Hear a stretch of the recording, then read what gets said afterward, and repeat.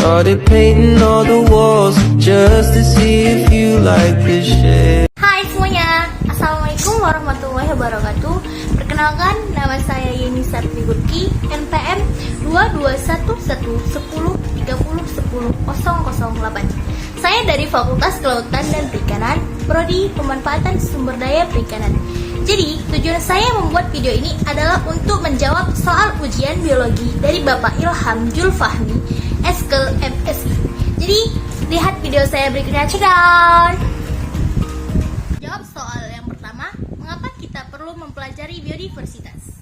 Karena biodiversitas atau keanekaragaman hayati memiliki peran penting seperti menyediakan bahan pangan, sebagai sumber energi, sebagai sumber air, memberikan lingkungan berkualitas, ketenangan spiritual, sebagai penjaga pelestarian budaya mental, dan kesehatan sebagai manusia. Manfaat biodiversitas sangat besar untuk manusia. Jadi kalau tidak ada biodiversitas atau keanekaragaman, mungkin kita kayak kesulitan untuk mencapai bahan makan, air, dan lain-lain. Tersebut disampaikan oleh Profesor Dr. Endang Sukara, peneliti dan ahli kajian mikrobiologi dan biodiversitas, dalam acara LIPI Sabono Award 19.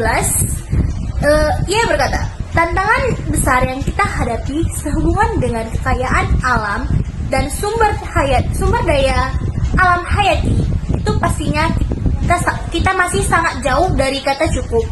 Untuk bisa membaca keanekaragaman hayati itu sampai ke genetik molekuler atau metabolit yang dihasilkan, kata Profesor Dr. Endang.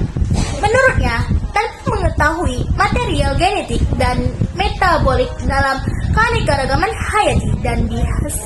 hayati yang dihasilkan oleh makhluk hidup, mungkin manusia tidak akan bisa mendapatkan manfaat yang lebih.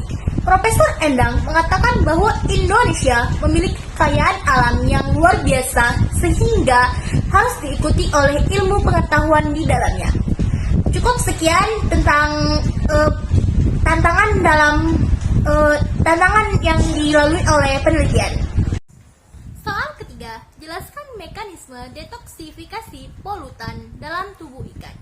Detoksifikasi merupakan pembuangan racun secara alami dari tubuh ikan.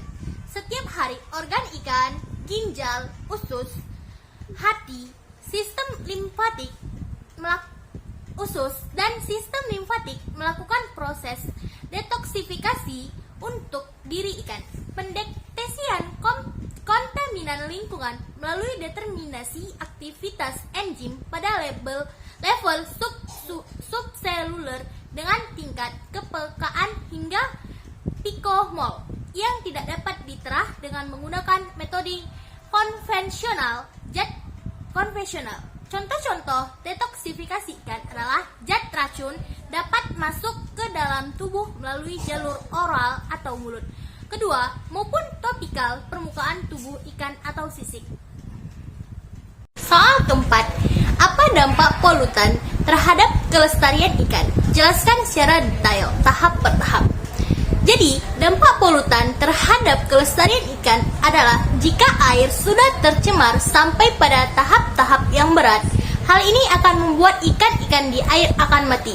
Salah satu penyebab ikan di air mati adalah karena zat-zat beracun yang berasal dari limbah pabrik. Jadi, kita sebagai manusia yang peduli akan alam sekitar dan makhluk hidup lainnya, janganlah kita membuang sampah dan limbah pabrik secara sembarangan. Ayo kita buang sampah ke tong sampah. Soal terakhir, upaya apa yang dilakukan untuk mengurangi polutan di perairan? Yang pertama, melakukan pengelolaan limbah dengan benar. Kedua, menggunakan bahan-bahan yang ramah dengan lingkungan. Yang ketiga, tidak membuang sampah di sungai atau sumber air lainnya. Keempat, menggunakan deterjen yang ramah lingkungan. Kelima, rutin melakukan upaya pembersihan sumber air.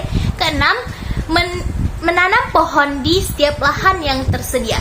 Jadi, kita tuh harus ramah lingkungan agar tidak menjadi pencemaran terhadap lingkungan. Hanya ini yang dapat saya jelaskan dari soal ujian oleh Bapak Ilham Julfahmi, Eskel MSI. Jangan lupa like, subscribe, and share. See you. Assalamualaikum warahmatullahi wabarakatuh.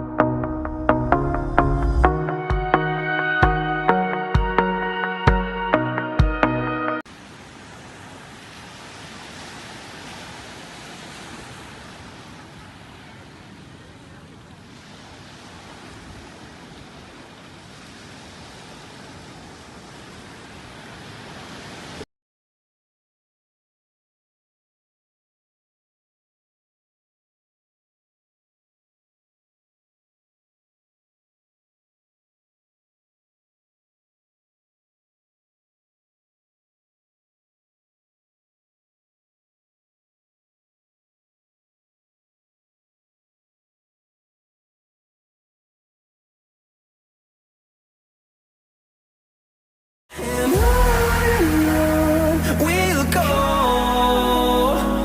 through the wastelands, through the highways, till my shadow turns to sun rays.